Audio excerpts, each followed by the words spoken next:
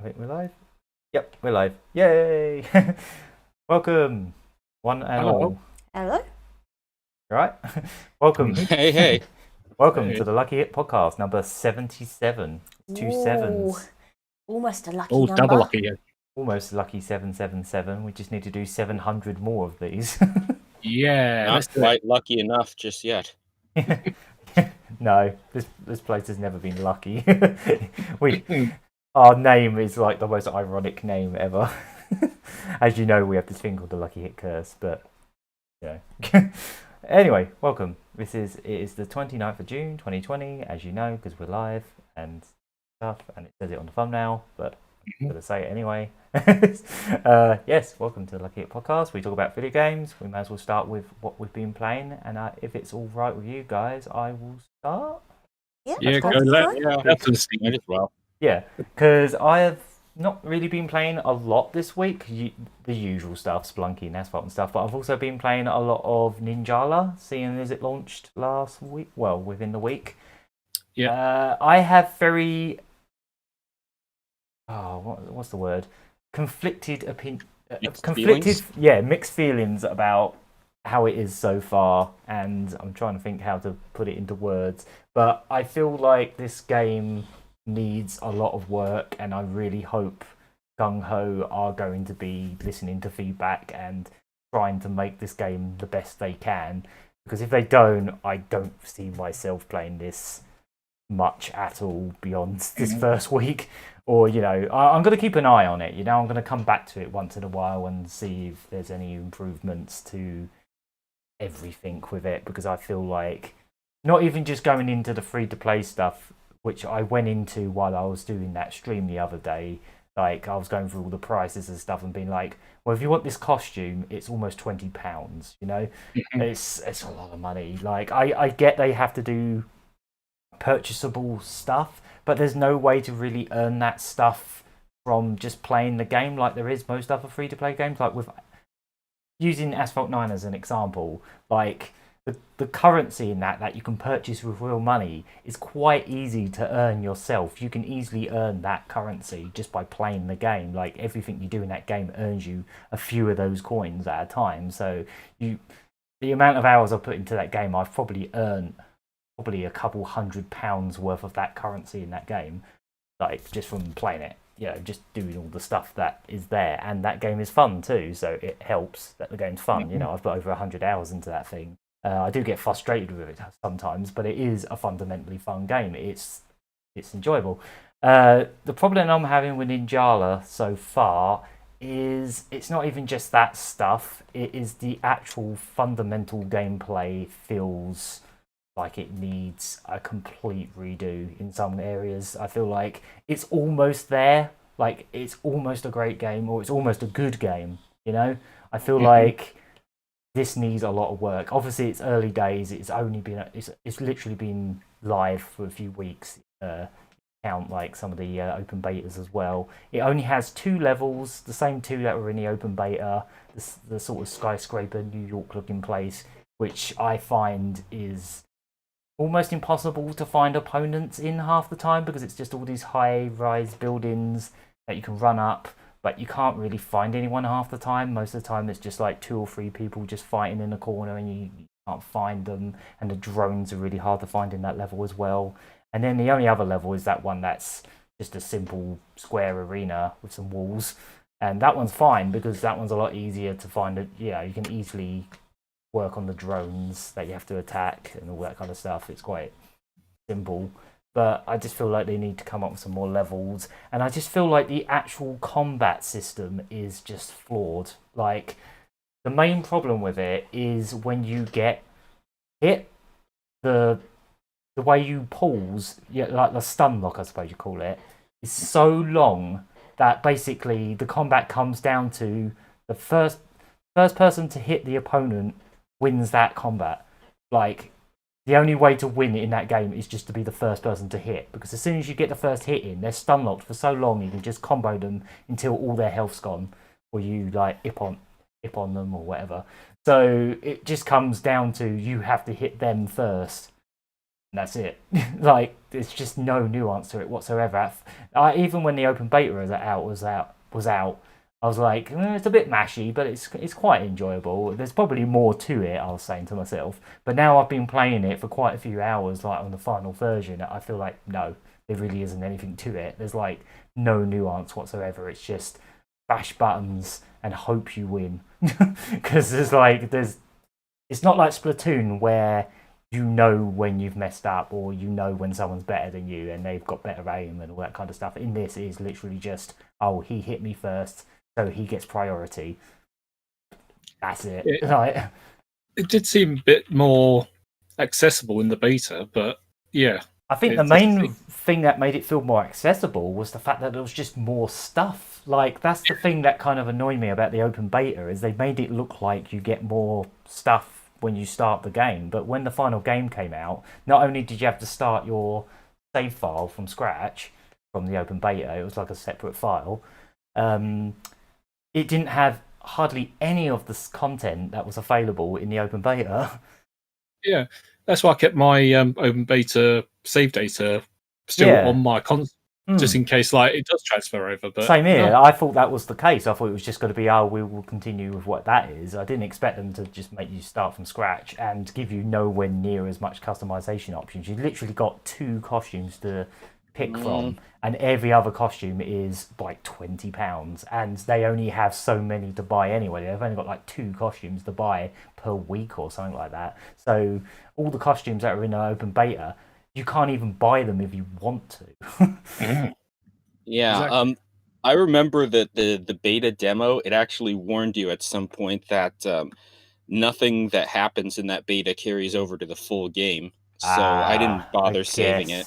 I guess that makes sense. It was probably in the small print somewhere that I just didn't notice. But yeah, probably should have. I think it was one of the notices that came up when you first started the game, actually. Yeah, it was probably amongst all that like big text or one of those weird little YouTube videos that pops up, because that's one thing that makes it feel a little bit cheap as well, is whenever it comes up like little videos, you notice it's just straight up a YouTube video being chucked at you. It's really strange. Yeah, that is really weird. And in my case, those kind of videos have a hard time playing on my Switch. Maybe it's that internet. Maybe it's the internet I have, but they buffer so much longer than they do on any other device I've ever watched an online video on.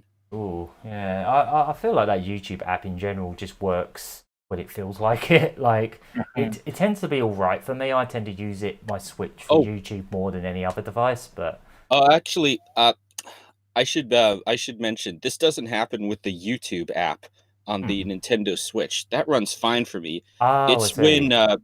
It's when my Switch tries to run a video through its built-in web browser. Oh yeah, the built-in one is kind of bad. Yeah, I know the one you mean now. Yeah, the one that plays in the eShop and stuff. Yeah, that can be bad. I've found that only really works consistently if you're on a wired connection, whereas if you're on wireless, it kind of is very flaky, as you say. It buffers a lot.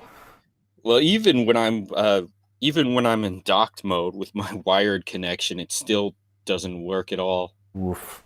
Yeah, that built-in video player is not brilliant. But yeah, I don't know. I really want this game. I really want to like this game. Like, the presentation's fantastic. I think they've done a really good job with the character designs and the music and everything. You know, in some ways, it's very blatantly Splatoon inspired, but in a good way, if that makes sense. Like, I feel like it's different enough from Splatoon that it stands out on its own, but I just feel like the actual gameplay needs a lot of work. Like, they need to do something with that combat, because the combat is just not really that fun, if I'm honest. Like, most of the time when I'm in the levels where I can find the drones, I just focus on drones, because a lot of people don't. They all just charge into the middle of the level and just bash each other about. But yeah, every time I get into like one-on-one combat, it just seems to be you either hit them first and immediately hip on them, or in my case, they hit me first, I die immediately, or I hit them first and then they counter everything and then beat me up. Yeah, it's that I don't know if there is something I'm missing. I know there's other buttons that let you like evade, and you can do. There's like other things you can do. There's a lot to like about this game. I don't hate this game. I just feel like it needs work. I feel like Gung Ho need to listen to feedback because it's not just me that feels this way. I've been looking on like Reset Era, and everyone's pretty much saying, the combat feels like trash. Like if they can rework some of this gameplay for maybe like the second season of it or whatever, I feel like it'll be definitely worth investing some time into. Maybe not so much money, because that's the other thing. They've got that single player campaign, and apparently, well, it's half price at the moment. It's only like £3.50 or something like that. But apparently, it's not even an hour long. It's only within that skyscraper level that's already in the multiplayer maps. It's just on that multiplayer map. It's just like level like layouts based around that, and there's like one boss fight, and yeah, it's like 40 minutes long. It's like I was considering buying it, but I don't think I will if it's only that price. Like I might wait and see what happens when they release the other chapters of the single player. A lot of people were saying it wasn't that fun anyway. Yeah, so I looked at the cash shop, but I didn't really pay much attention to the prices yet. So because they've also got this like season pass thing that's on there. So basically, when you're leveling up and you're doing all the little like daily missions that come up that have like 24 hours to beat them, you can earn like gifts, including some of the Jala currency. Sometimes they'll just throw like 50 Jala your way, but most of them are locked behind a season pass. And they've done something really crafty as well, because when you first boot up the game, you get 100 Jala, the currency, for the launch day, and then they also did like 100 Jala giveaway for there being like 1 million downloads or something like that. Oh, you noticed too. Good. I Yeah. was going to remind you of that. Yeah, and they also have this thing where it's like you can get 500 Jala for 79p, but you can only do it once because the Jala is actually worth a lot more than that. Like to get I think what is it, 1,000 Jala, it's like £8 or something like that. But they've deliberately set it up so all the Jala that you can get for the maximum of 80p is not enough to get the season pass. That will get you. It gets you emotes, it gets you more Jala, it gets you all kinds of stuff just for playing the game. So the only way to actually... So it's kind of like Asphalt 9, except Asphalt 9 doesn't lock all the stuff that it gives you behind a season pass that you have to pay for. So they've also deliberately set it up so you have to pay the 89p to get the 500 Jala and an additional £8 to get enough 100 more Jala just to pay for the season pass. It's ridiculous. They've done their math basically. Yeah, it does annoy me a bit that there's two different passes as well. Exactly. It's just overly complicated, and I just can't see anyone actually. I think I've maybe seen one or two other players that have actually purchased like any of the costumes or anything like that. Most of the characters look exactly like my character because there's so little to customize in this new version. Like I've seen so many characters that have got the same blonde spiky hair, same glasses because there's only one pair of glasses and maybe like two other things you can put on your face. Everyone's got the exact same clothes on because there is literally only 2 pairs of clothes in the game that are free. It's I don't know. I really want to like this game, but I think it's gonna come down to whether Gung Ho actually wants to support the community that's going to be formed around it, because it is going to get a community because it's a free-to-play game, so it's bound to get an active community. But it's only going to be an active community if they support that community and they listen to their feedback and they try to adjust things to make the game more enjoyable for people. And if they don't do that and they just come across as, hey, we just want your money, please pay £20 for this wedding costume or whatever, then no, I'm not going to be supporting this game. So yeah, it's just going to be a case of seeing how it plays out. Yeah, that's basically what I wanted to talk about what I've been playing, because otherwise it's just been the usual. I did also play a Saturn game I picked up called Sap Snowboarding Tricks, but it's just a basic snowboarding game. There isn't really anything to say. Okay. Yeah, that's me. Do you want to go, Elk? Yeah, I guess I might as well. So last week I said I was going to play Crash Bandicoot: The Wrath of Cortex, and I did. Oh yeah. Yeah, I fired it up on the Wii since I have the GameCube version. Ah. And you know what? The game is fun and all. I like it. It's classic Crash I've heard Bandicoot. good But things about it. Never yeah, played it myself. I looked at a few reviews actually from back in the day. The problem most people had with the game actually is they liked it too, but they kind of lamented that it was too much of the same Crash Bandicoot on the PlayStation. So they weren't doing much of anything to change it up. The game has a few neat levels in it that were never in any of the PlayStation games. It's a bit more opened out as well, isn't it? It's a bit more of an actual 3D platform, not so much the tunnels of the original ones to some extent. Yeah, well, actually, it is still like that. Oh, is it? Actually. Oh, I might be thinking of later ones. Yeah, I think this is the last Crash Bandicoot game like that, at least on consoles. But there's a few interesting levels that were never there before. There's airplane levels like in Crash Bandicoot 3, but there's different types of airplanes. So sometimes, there's the basic one with the machine gun like before, but there's another one that in a different level that only has homing missiles. Which take a few seconds to lock onto targets, and you need to use those to blow up a certain number of battleships in order to finish the level. But it's annoying because you can't speed up like you could in the PlayStation game. So sometimes if your target's really far away, it's going to take a while for you to actually reach them. Hold on a sec. Am I still there? Yeah, you're still here. Yeah. Oh, okay. Yeah. You guys went oddly quiet. I thought maybe someone got disconnected. But anyway, there's also these levels where Crash is stuck in a ball and he has to roll around a maze. Oh, weird. I really like those levels, actually. Yeah. But my biggest problem with the game is that it's incredibly cheap looking compared to the any of the PlayStation games, any of them. The 3D models look terrible. They look really cheap. Yeah. The animation, there's a lot of cut corners around them. Like they're super basic, and there's almost next to no stretch or squash in them. Most of Crash's actions, they don't have any how should I put this? They don't have any feeling to them, I guess. Yeah, I think I get where you're coming from. Yeah, it's like I heard recently that one of the things you want to do when you're animating is you want to exaggerate movements sometimes because it looks better when you do that. You don't want to keep things too basic. Exaggerated animation was what made the original Crash Bandicoot games look still good now. I still think the original trilogy looks good because it was low poly, but they did a lot of good animation with the limitations. You know, they took advantage of the limitations and pretty neat animation with that game. Exactly.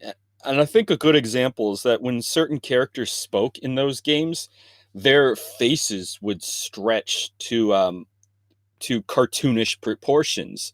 They gave off a lot of facial emotions when they spoke. So it really it really captured what type of what they were saying and what they were feeling. They don't do that in this game at all. Nah. They're like everyone's mouths is stuck at like 4 points. So it looks like a diamond when they open them. And their mouths are always very, very small. Yeah. It is so weird looking. Traveler's Tales, wasn't it, that one? It was Traveler's Tales, yes. I feel like Traveler's Tales have like two levels of the kind of games they make. Sometimes they'll make like sort of like really, they'll put lots of effort into a game, and then other times they're just like, oh, we're in a hurry, let's just chuck this one out quick. And I feel like that's what Super Monkey Ball Adventure was like, because that was by them, and that had the same issue that you're describing, where it was Super Monkey Ball, but it just looked really dull and cheap, and like it didn't have the same finesse as the other games did. Yeah, this game is a lot like that too, actually. And not to mention that Traveler's Tales usually prides themselves on getting at getting full 60 frames per second in their games, or pretty much any game they've made, starting with the 32-bit generation of consoles. Yeah, I guess so. It's only sometimes 60 frames per second in this game. It depends on the level, I've noticed. Yeah. Yeah, so usually it's the underwater levels that are 60 frames per second, which work exactly like the ones in Crash Bandicoot 3, by the way. But there's one thing I like about this game that I almost forgot to mention, is that sometimes levels don't stick with one type of level. Sometimes they switch it up about halfway. Oh, that's cool. Yeah, sometimes they switch about halfway through. So like one level, it starts off as an underwater level, and I thought it was always going to be like that. But there's a moment where you go inside an underwater laboratory, and it's back to being a regular on foot level. And I thought that was pretty neat. It at least helps levels stay a little more fresh, because I gotta admit the underwater levels were pretty boring.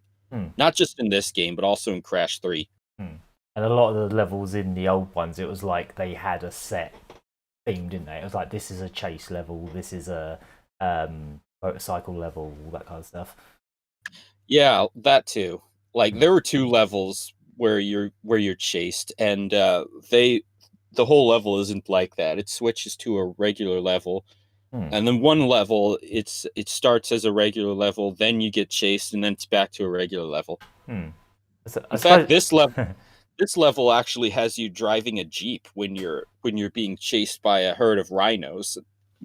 Which I actually kind of liked. Would you say you can see now why they're kind of not bothering to remake this one, and they're actually making their own Crash Bandicoot 4 and not counting this as 4? Or yeah, I could totally see why. Because it's not just all that, but the story's a lot less interesting than the than the earlier games. Because in the last one you traveled through time, so there wasn't much going on in that game either. Well, no, they're not going through time in this game. No, I mean in the new 4. Oh, you're right. I forgot. Yeah.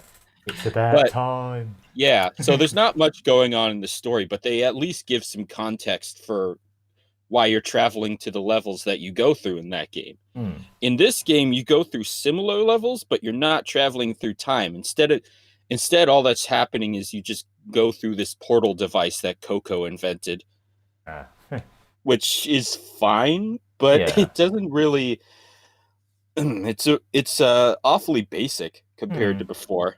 Yeah, I do feel like that maybe that, because it was sort of close-ish to the. I know, I guess it wasn't a PS style, but it was definitely. I think it might have been a GameCube style.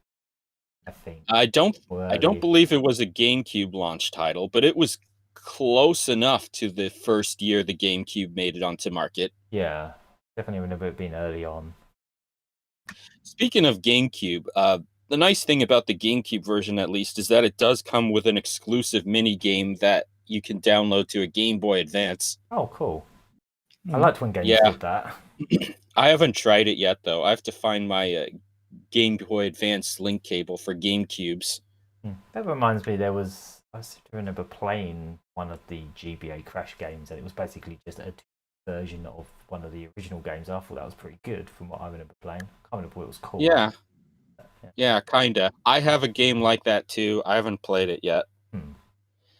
But anyway, moving on from that, I also played Sonic Riders Zero Gravity, the Wii version. I still haven't played that one. Yeah, I played it back when it first came out, and I did not like it. But recently, I thought maybe I should give it another chance, and I actually feel a lot better about the game now.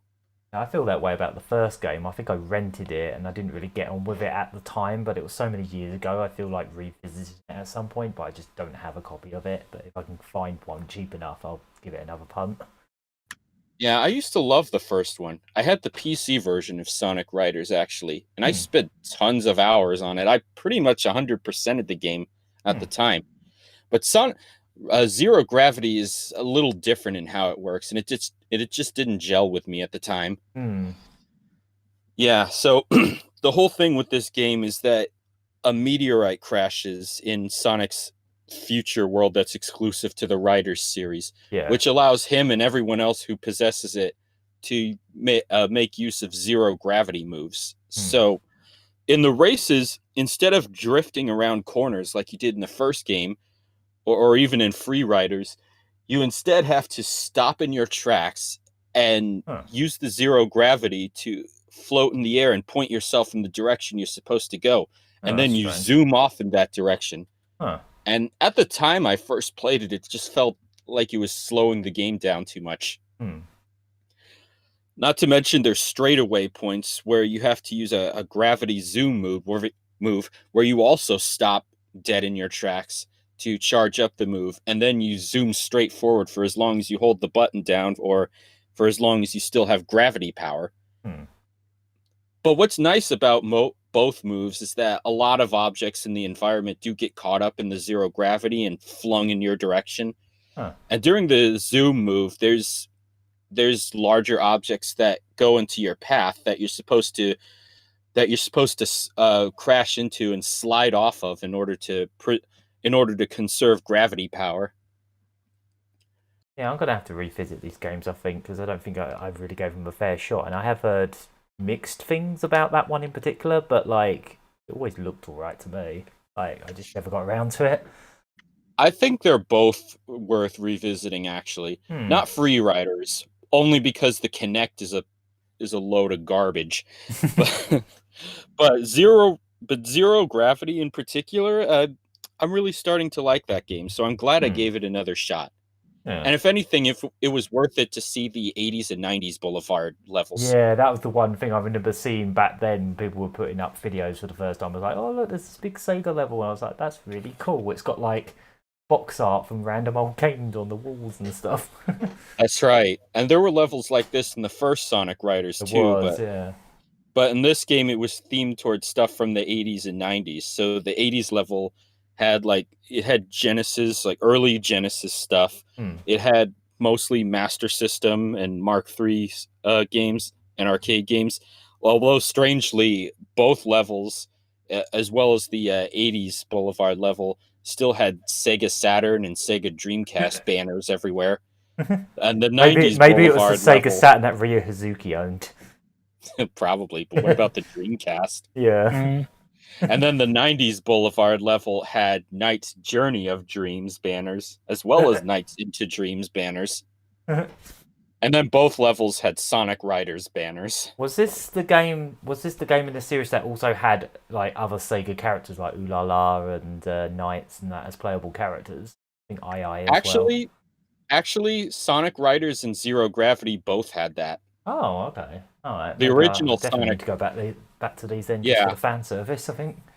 Yeah, the original Sonic Riders had Knights, II, and Ooh La La as unlockable characters. Okay. I don't know who's in Zero Gravity, though. I have yet to unlock them.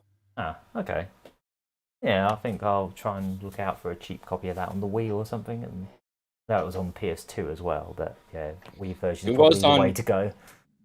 It was on PS2 and Wii. It's probably better to get the Wii version. Yeah, I would have thought so. Does it have traditional controls as an option, or is it just like Wii Remote? It does, actually. Oh, that's good. It does, actually. I couldn't play it with the Wii Remote anyway, because the Wii Remote I have, it's dying, man. Oh no. The pointer's not working anymore, and the minus button got stuck, apparently. Oh. It's still usable. I had to connect a classic controller to it to navigate the menus. But Zero Gravity actually supports the GameCube controller. Oh, that's good. I liked when games did that. That's another thing I liked about the Wii. It doesn't support the classic controller for some reason, but if you have a GameCube controller, you'll be fine. Ooh.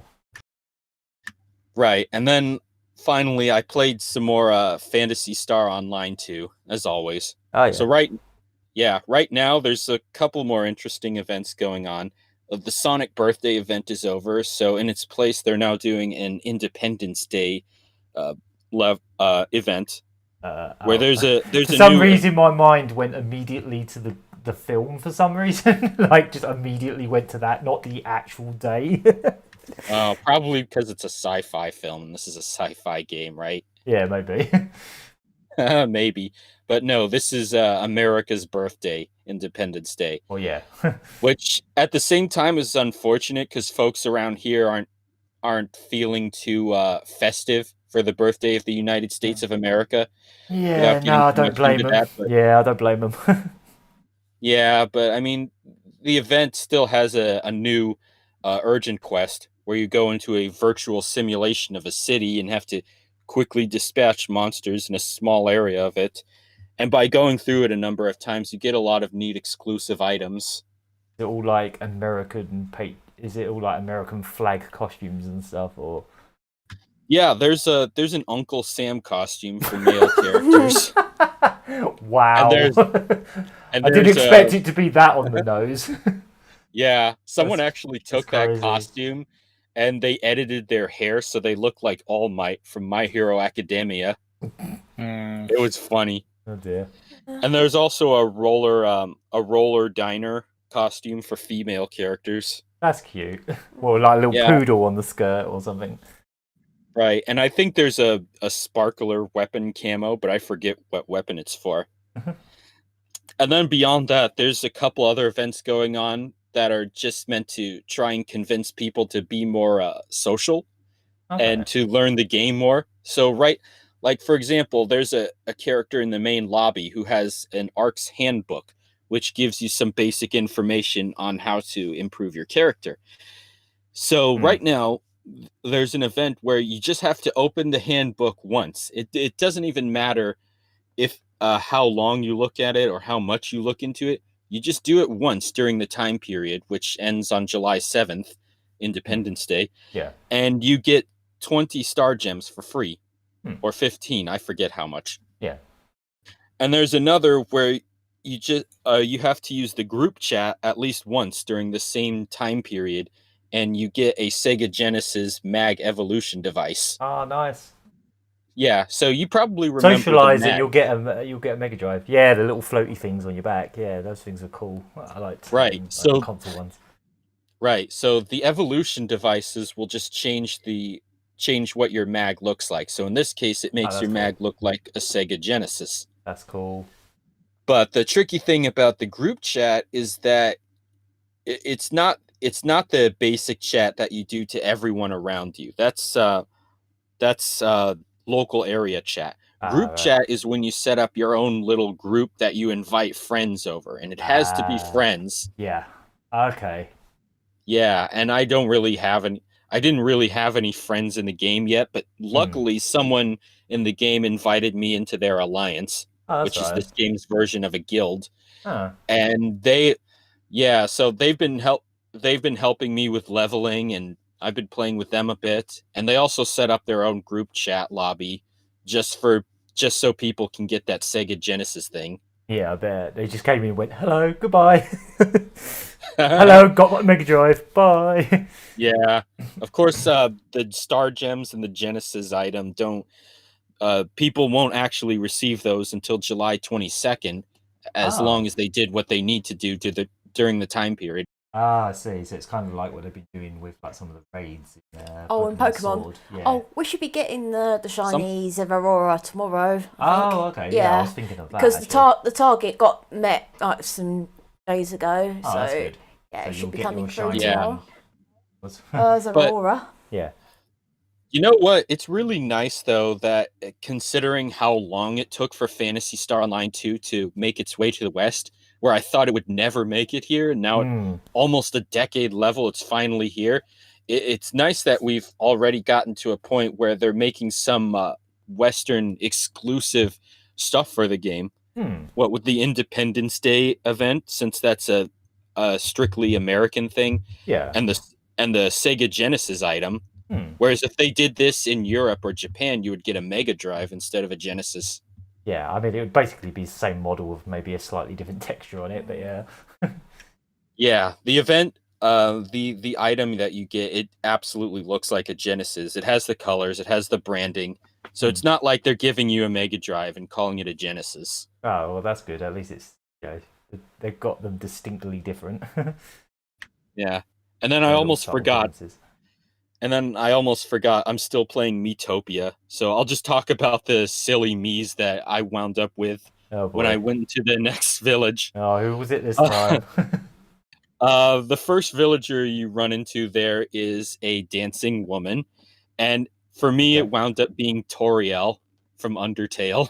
Oh, God. Of course. There had to be an Undertale character somewhere. Yeah. I'm surprised I ran into Toriel before Sans. Yeah, that would be the usual. There's a rambling old man who, in this instance, is represented by Dr. Eggman. Yeah. There's a bickering married couple, which turned out to be PewDiePie and Nikki from Swap Note. Okay, then. That's a coupling I never would have expected. Right. And there's a explorer character who likes to explore nearby Egyptian pyramids. He's represented by Ouija, which is an old Luigi meme. Oh God, yeah, I remember that. Right. And then the desert celebrity, this is a desert area, by the way, is Callie of the Squid Sisters from Splatoon. Okay. And there's also a quiz master that you run into who puts on a quiz show for you to win items. He ended up being represented by Garfield. All right. Because that's the kind of thing he would most definitely do, like host a game show. He would have the motivation to do that. Although there's another character I ran into before this week that I forgot to mention, which would probably have been more fitting for Garfield. There's a roving gourmet who just sets up a table in random spots where he's eating some kind of food, and he goes on and on about how delicious it is, and then he gives you some food to feed to your party. And for me, that gourmet ended up being Gandalf the Wise from Lord of the Rings. See, I would have swapped those two round. Gandalf could be a game show host, I suppose, but Garfield should have been the gourmet guy.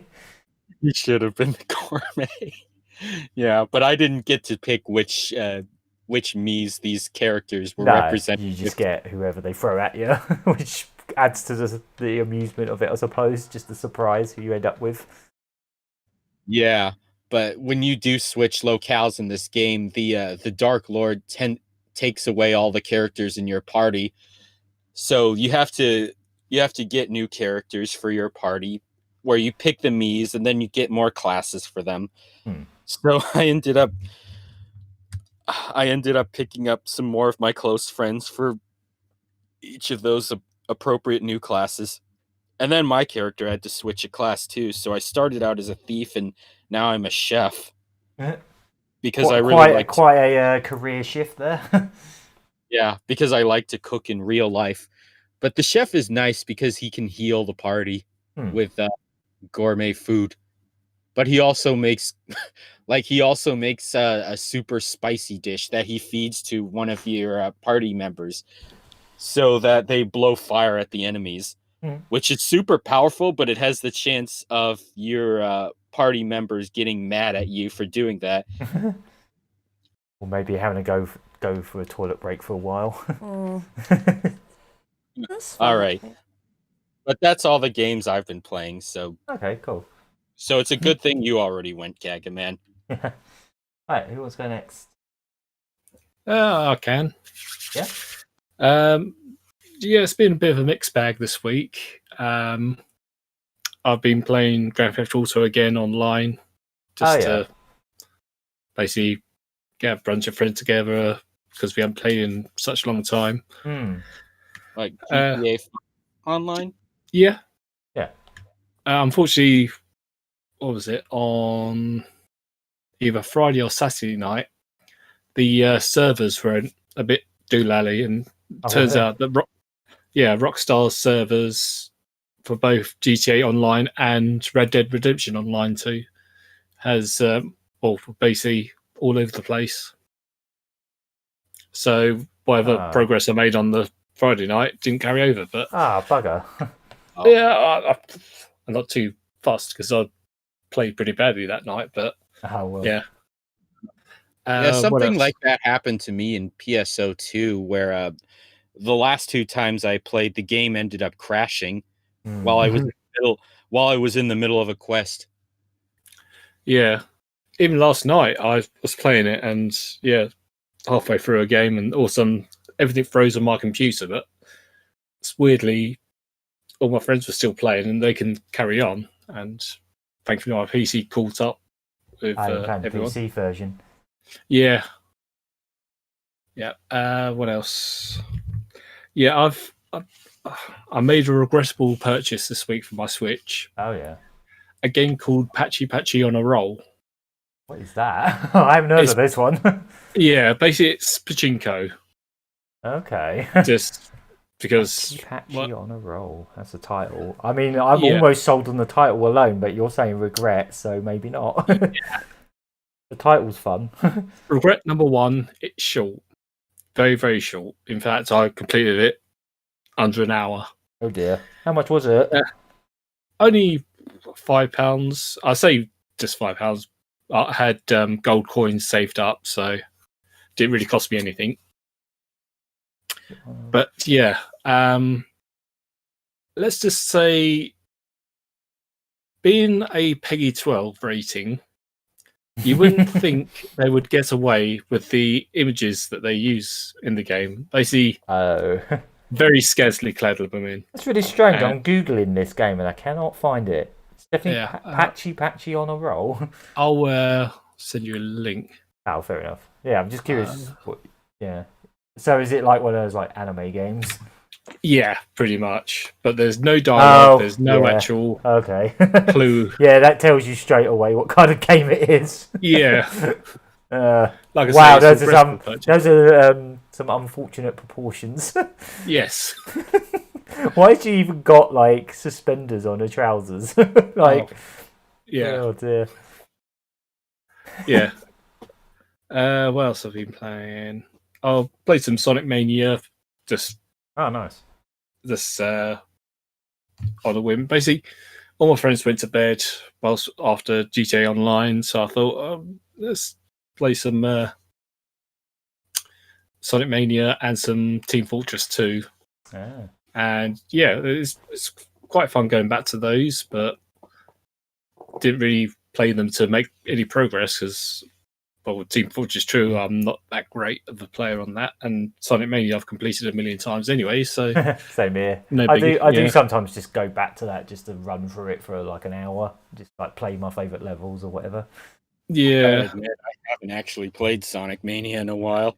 It's been a while for me, but like I do sometimes revisit that, especially to mess around in debug. That's always fun. Yeah, it's mainly because the Steam sale, just like the DLC was only like £2 over here.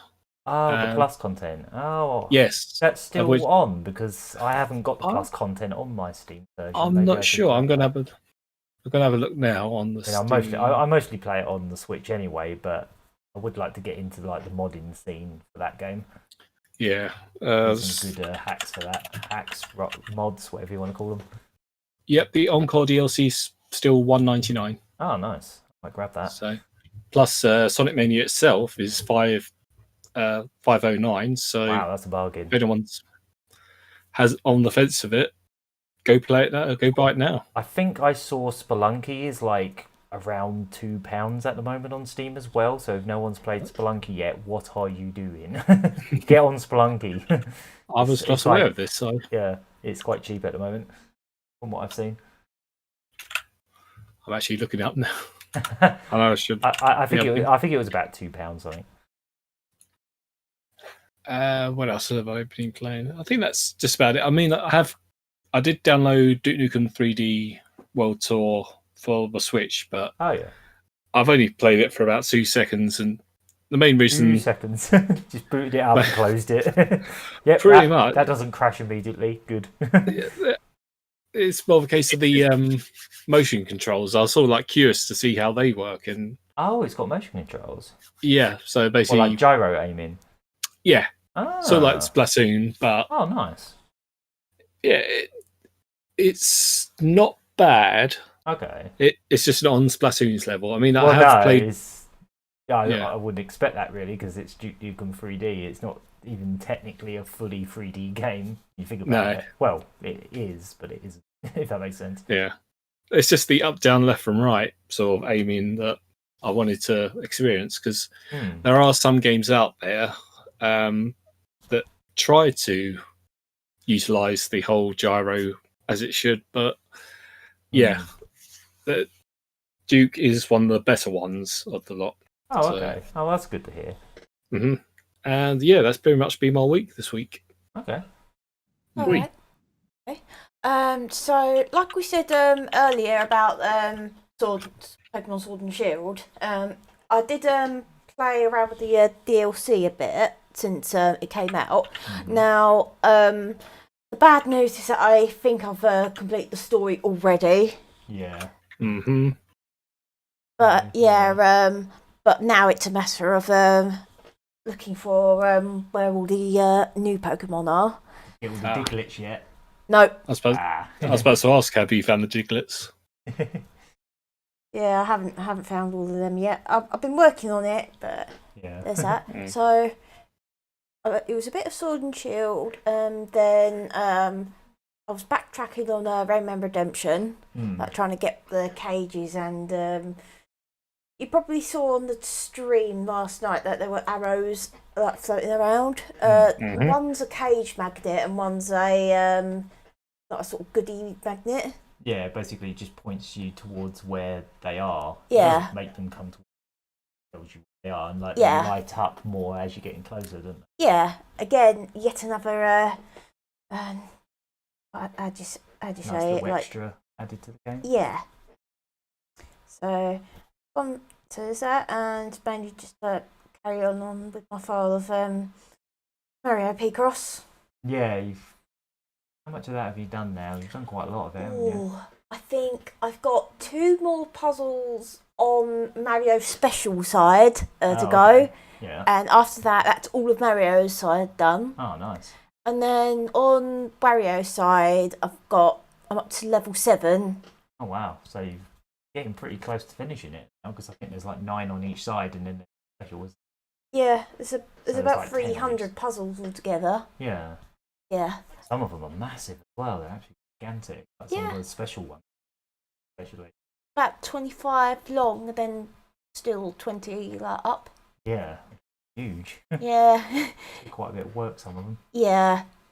It's a good thing it's got good music, eh? Yeah. I do actually like that game soundtrack. It's got some. Yeah. You can change the music if you want. If you get on the fly. And there's one song that I find a little bit weird. Well, it's both that and Wario's Puzzle Select themes. They sound like tribal caveman like music. Funeral music, didn't you say? Oh yeah, the Mario one does. Yeah, it's really like slow and foreboding, and just kind of sounds a bit sad, doesn't it? Yeah, and Wario's one sounds like sounds like cavemen like doing work or something. Specifically cavemen. Yeah. Caveman work. Yeah, you could say that. So that's mainly what I've just been playing this week. I don't know if you wanted to elaborate on last night, that grueling stream. We were hoping to make that. We were really, really hoping that would be the last one, because we're like, we've only got 2 worlds to do. We should be able to do that in one stream. My thumb is still numb from that. I'm not surprised, considering how long you went on. That was 5.5 hours of just... It wasn't just 5.5 hours of casually playing a game. That was all intense levels. I was just sitting there like, these levels are... It's just horrendous. I'm sorry I missed it. That's all right. I had a busy weekend, and not just the games I was playing. Yeah, no, that's cool. You can always have a look back on it briefly if you want, just to see how absolutely evil some of the levels get, because they're not even... Because the original Rayman is almost famous for being insanely hard near the end. But this version amps it up even further. Oh, man. It just gets ridiculous. There was that one level that you were on for ages where it was just like these little tiny 10-pixel little slippery platforms. Each one of them had an enemy that takes multiple hits without you falling into the water or like the lemonade or whatever that's next to them. And then you had that bit where you had to swing over a fork, but the fork was just high enough that it always hits you unless you do a very specific run off a platform. Oh, God. It was tough.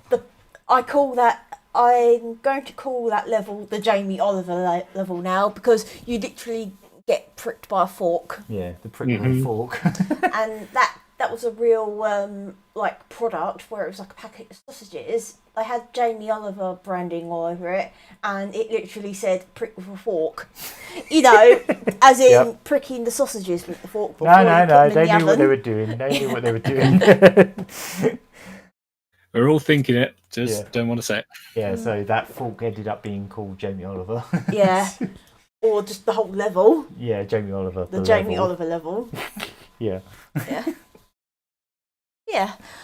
I'm pretty determined to try and get the story finished. Yeah, she did actually get to almost to the final boss, didn't you? I got to Mr. Dark, but he absolutely thrashed me. Yeah, and the problem is all the levels are strung together, so if you get a game over, you have to do all those levels again. Yeah. So you got to Mr. Dark and game over, and then it would have taken us at least probably another hour, maybe 2 hours to get back to him. So we're done for tonight. It was 12:30 in the morning. Yeah, like midnight. We're definitely going to try and get another stream of that in sometime this week, maybe Wednesday. I haven't decided yet, but we're gonna. Well, I say you're gonna beat it. You're definitely gonna get it next time. I think. Bit of perseverance, and then we'll just see what other little bonus stuff we can do if we beat it quicker than we expect. But seeing how absolutely insane that last level was, we'll have to see. Right, so that's only all I've been playing this week. Yeah. Okay. Cool. So. I guess we should move on to the news. We've got a few pretty interesting things. It hasn't been it's been a pretty slow news week, but I'd say the stuff we've got here is actually quite interesting. So let's talk about the Wii and the Wii U, because as we all know, Ubisoft have been pretty adamant about making sure Just Dance is the last Wii game. Like every year, Just Dance 2020. I think they said that's the last one, but I'm not 100% sure. I can't remember if they said, "Oh, this is definitely the last Just Dance on Wii," or whether Pretty sure it will be the last, but I'll get into why later. Yeah, yeah, that makes sense. But it looks like they're going to get beaten to the punch by Feeblank Entertainment, because they're planning to release Shakedown Hawaii, which has already been released on like the Switch, PS4, I believe. They're going to be releasing that on both the Wii and the Wii U physically. Of all things, it's pretty crazy. One thing that's really cool about I was actually having a look at their like little article about it, and they're saying for the Wii version, the whole game loads into like the Wii's RAM, I suppose. So when after its initial load, when you first boot up the disc, there are 0 load times. That's pretty cool. And it's also supposed to be compatible with the Wii Remote, Nunchuck, Classic Controller, GameCube Controller. It's compatible with most of the controllers, and then I think the Wii U one again compatible with everything that can be used on the Wii U. So yeah, this is really cool. I presume it's just going to be on their website as like a limited run style thing, or just however many copies they make, because I know they did do physical copies for like the Switch and all that in the past. Yeah, I actually had a look on the website, and the pre-order for the Wii version is next week. Oh, okay.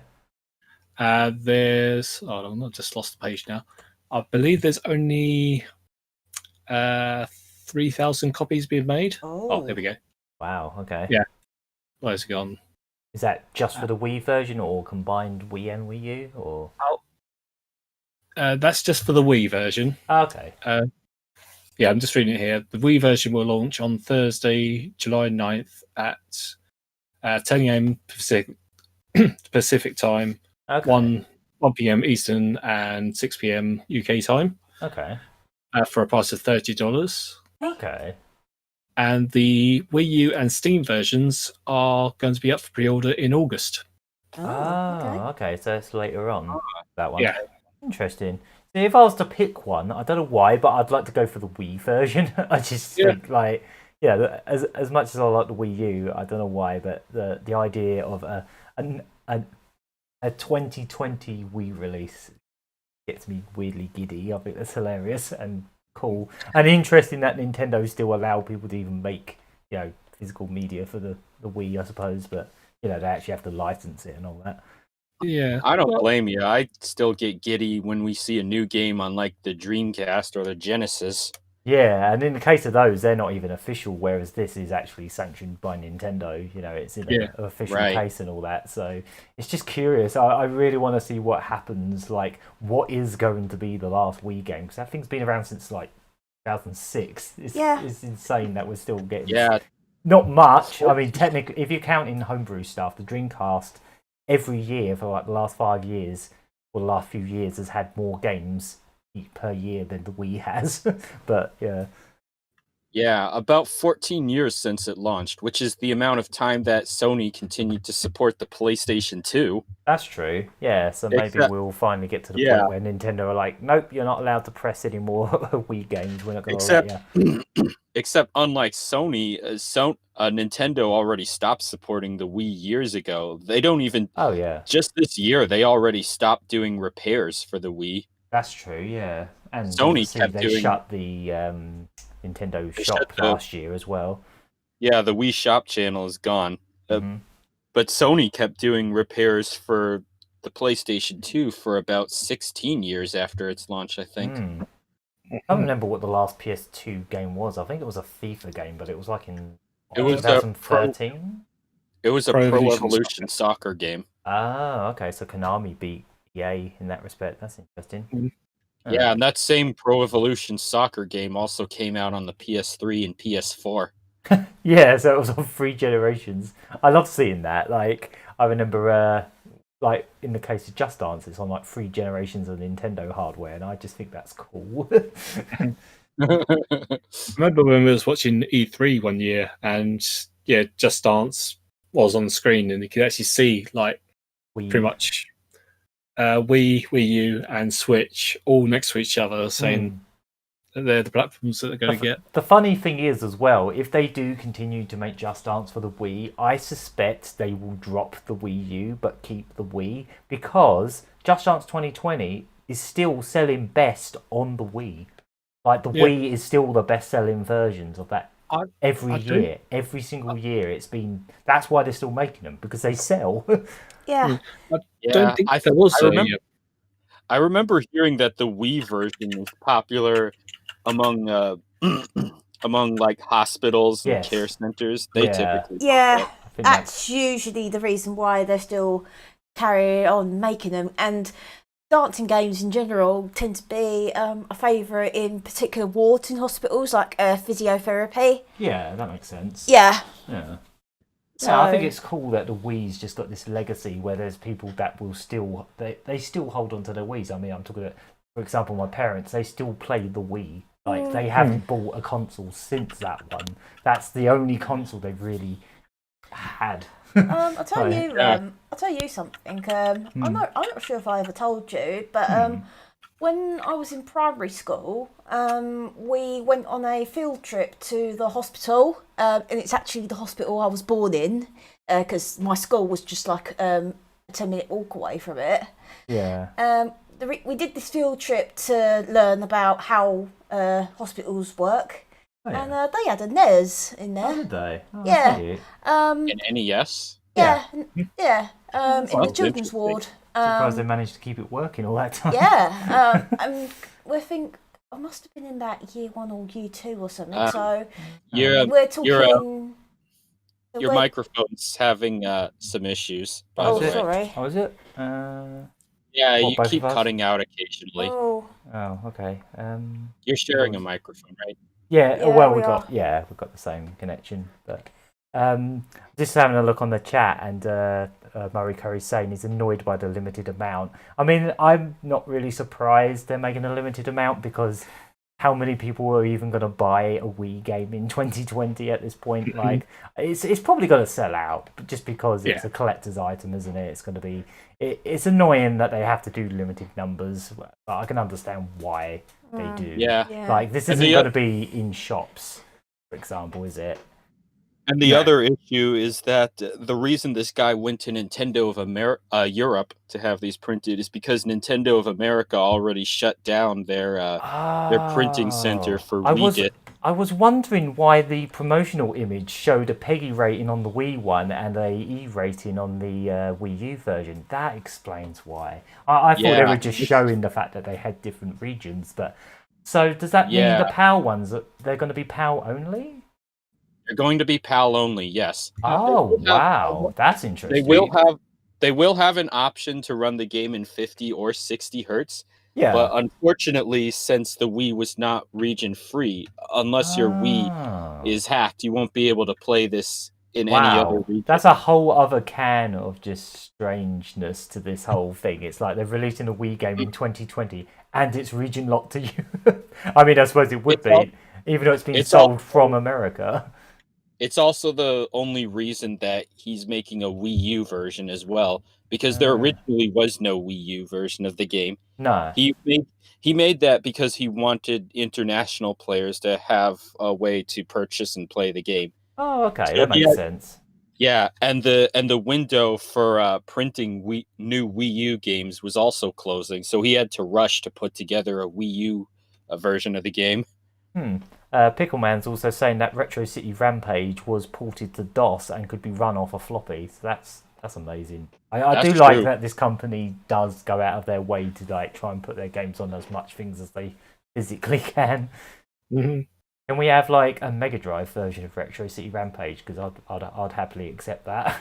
Yeah, can I have a Commodore 64 version, please? Yeah, I'd happily accept a Mega Drive port if they're willing.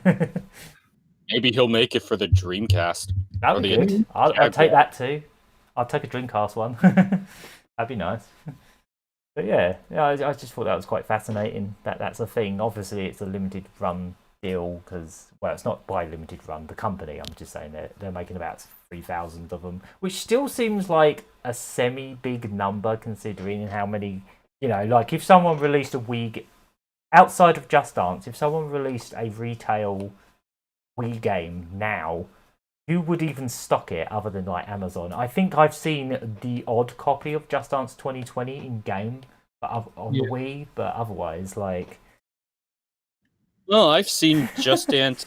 I've seen Just Dance 2019 and 2020 on the Wii in like Target stores nearby.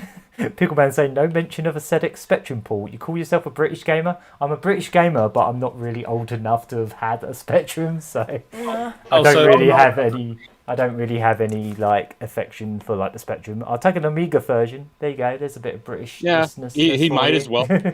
He might as well do Amiga because Amiga was also in North America. Yeah, true. I had an Amiga when I was a very little kid. Oh, did you? Oh, that's cool. Oh yeah, we had an Amiga before we had a Windows PC. That's awesome. Yeah, same here. Sweet. Right, so that's that. I guess next we will go into a bit of, well, it's kind of sad news, but it's also kind of, I don't know how you'd really describe this. But Microsoft is basically, well, they have almost pretty much effective immediately shut down Mixer, and they're going to be collaborating with Facebook Gaming, which I didn't even know was a thing. Like, I didn't even know Facebook had their own streaming or, video game streaming. I should point out that I am on Facebook Gaming, facebook.com/Hunk Thunder Gaming. So, just put it out there. Oh, okay. I think you're the first person I know of that's on it. Yeah. This is another streaming site. Yeah, but yeah, they are offering to transfer people over to Facebook Gaming, but I don't think most people want to. I don't really blame them. I think a lot of people that moved on from Twitch to move to Mixer are really disappointed, and some people are saying it's basically just destroyed years of work, years of building up a community on Mixer and all that kind of stuff, and they've literally just pulled the whole service. They didn't even give them like a warning. They should have given them like a couple months. It's just say, oh, you've got like 3 months or 6 months or something, just to let people try and get the community they built out of Mixer back onto Twitch or wherever they want to go. And it's just a bit of a shame that they had to just do this so suddenly. And I guess the thing I'm curious about is how they going to handle like the Xbox One's streaming capabilities, because that has Twitch and Mixer as options. So obviously Mixer's not going to be a thing now. So does that mean they're going to be putting Facebook gaming on the Xbox, or are they just going to cut off the whole Mixer thing entirely and just I'm actually wondering now too, because I forgot the Xbox One used Mixer for that. Yeah, I mean, like Murray Curry's in the chat, he can tell you from experience that it wasn't brilliant to use Mixer on the Xbox One. It was okay, but like it did have issues. I don't know if that's just because it was the Xbox One version of Mixer or if it was just Mixer in general. But there does seem to be a lot of, well, not a huge, obviously it was a tiny percentage of streamers on the internet were on Mixer. But like it does sound like there were plenty of people that, they migrated from Twitch or YouTube to set up Mixer because they thought, you want to support competition, you want there to be options, like plenty of different ways of like doing stuff like streaming, and there still isn't a good competitor for YouTube, and there really needs to be one, in my opinion. Like there should be some good competition out there, but the problem is most of the time whenever anyone tries, no one bothers using it. So I guess the people that were streaming on Mixer were like, hey, we can make this a thing, we can build a nice community out of this, and do good stuff. And there was obviously something about Mixer, the things that Mixer did differently that they liked, and it's just a real shame that they've had to just pull the plug on it so immediately like this. It is a shame because I totally agree with that with that sentiment. If I was streaming, I would have switched to Mixer a while ago. Yeah, I mean, the only reason we're really stuck for YouTube, like, we do have the Twitch channel and we basically just use that for, like, testing things out at the moment. And we've never really been in that, like, Twitch ecosystem. I've never really understood it. Like, I don't really understand all the stuff they do on there, but apparently it's quite good. Like, if Shelf Gamer was here, he could tell you how well, like, his girlfriend's doing on Twitch now. She's actually got something like over 100 subscribers on there, and by subscribers would mean people that have actually paid to be part of her community. So that's really cool. The only reason we've really stuck for YouTube is it's just what I'm used to, and we've already got an audience here, and I just feel like it just works like easy, and it works. It's what I'm used to, and I would like to branch out to Twitch eventually. I don't know, like if I know there are ways you can stream to both like at the same time. But I feel like it would be a bit weird because it would be like, oh, here's Sega Saturn Shindig Volume 10 on Twitch, and it'd be the first one on Twitch, and it'd be like, Volume 10? What? Yeah, I don't know. I'll gonna have a think about it, but yeah, we might branch out. I mean, the Twitch channel's there. It's not like we haven't got one. Yeah. I've heard a lot of stories of basically Mixer exclusive streamers actually finding out via Twitter. Yeah, exactly. They weren't even emailed directly by Mixer or Microsoft. They were just told. They only found out when it was like put out on Twitter, which is ridiculous. Right? Yeah, it's a bit really kind of terrible how they've gone about this. They really should have given people more time to. It's shutting down. Is it next month? It's shutting down in July. Yeah, they've basically given a 30-day warning. Oh, so they did give them a bit of a warning, but not much, not enough to really do anything. I mean, like those who are already famous just going to basically say, "Okay, I'm going over to here. So if you subscribe me over here, they'll follow them." But like small-time streamers, it's up to them. Yeah, I mean, there are a few people out there that do make basically their living on Mixer. And they're already saying, well, it's a bit of a shock still, and they don't know what to do next. And that's what I just don't agree with. I mean, like, yes, Microsoft are a big company, and they probably did expect that not so much could be an easy ride from here on out. No. But they didn't expect Microsoft to just say, okay, we're just switching off the service now. Yeah. And then nothing. Yeah, it's quite clear who's definitely benefited from this whole thing. Some of the really big, because basically the way Microsoft tried to get Mixer off the ground was to basically do some massive contracts with like really big time Twitch streamers like Ninja and stuff like that. Basically paid them tons of money to come over to Mixer like exclusively, and now they've shut it down. Yeah, it was millions, and like now they've shut it down. People like Ninja have just basically just banked, they just got all that money, and now they can just go back to their Twitch community that they had. It's like it's just a win-win for them, unfortunately for them. But like, the few that they paid millions to be on there. In Ninja's case, he's made so much money off of that alone that if he doesn't want to stream anymore, he doesn't even need to.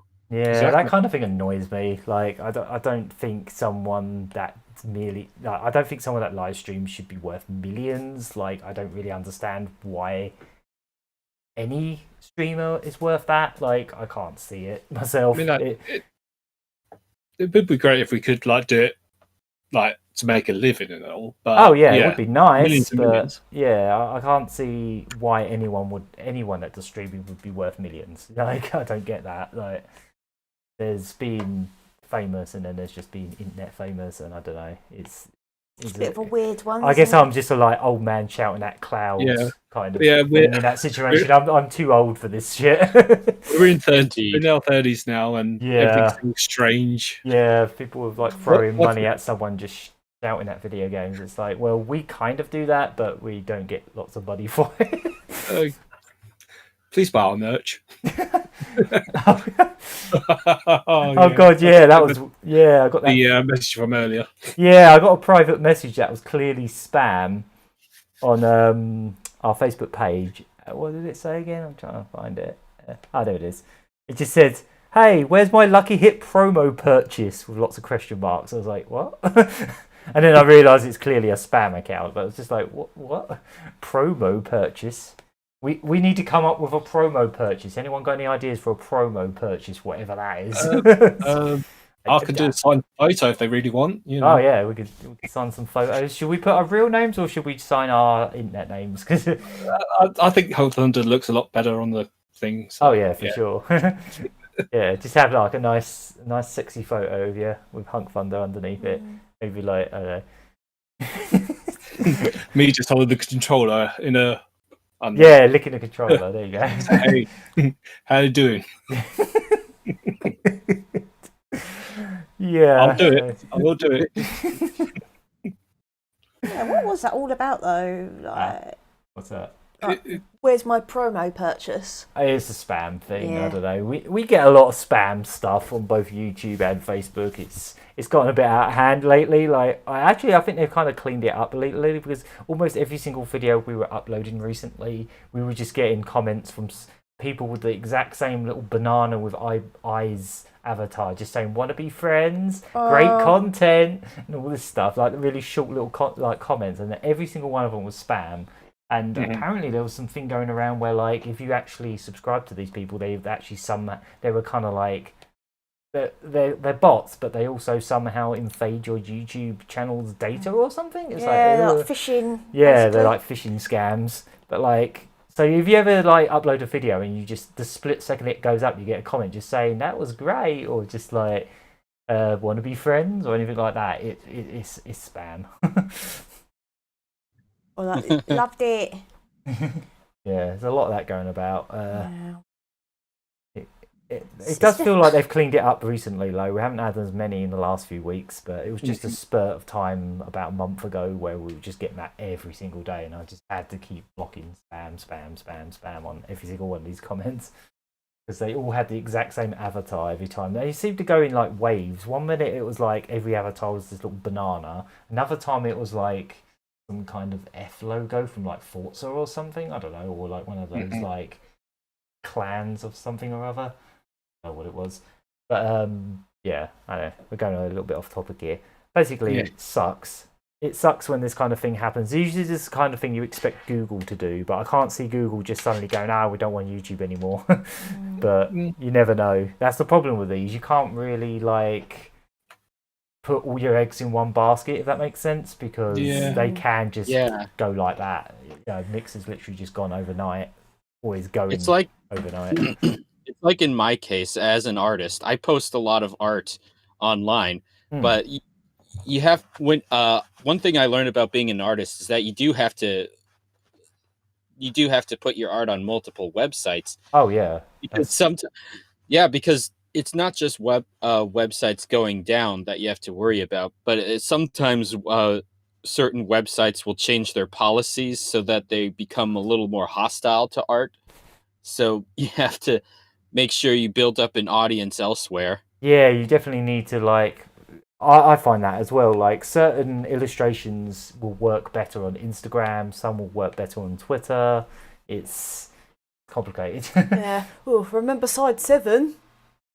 No. No. Wow, even you don't remember side 7. No. That was like the art website before DeviantArt kicked off. Yeah, no. And then I didn't even have a computer when that was famous. And then there's Tumblr, which wasn't strictly for art, but when they went full nuclear on not safe for work content, a lot of stuff beyond just actual not safe for work content got affected. Yep. Including some of ours. because their algorithm wouldn't know a boob from a plain circle. Yeah, no, I still use Tumblr for my main website because I like how customizable it is. I've basically just made my Tumblr page a entire archive of everything I've done from 2005 to now, and I've even set up the HTML so it doesn't even show notes because I don't even class it as a social media anymore. I just use it as a website builder, if that makes sense. Like for my website. I get it. Yeah. But sometimes I still get notices on like the algorithm going, "Oh, this is not safe for work," and it's just like my finger in a photo or something, and they're just like, "That's not a penis, that's my finger." Oh, and it flagged and it was like a Kirby artwork I did for Valentine's Day one year. It flagged that as not safe for work. It's just a little naked man. It's a little naked pink man making like heart-shaped pancakes. Yeah, look at those. Look at all those butts. Look at all those butts. Oh, he's in a chef suit. He's in a chef suit and he's got nothing else on. He's letting it all hang out. Yeah. And then I remember I drew an image of Mai Shiranui from the King of Fighters in lingerie, and they actually didn't flag it. That's what I mean. It's inconsistent as hell. Like when you'd think some things you'd think it would pick up on, it doesn't, and then other things you're just like, what? Yeah.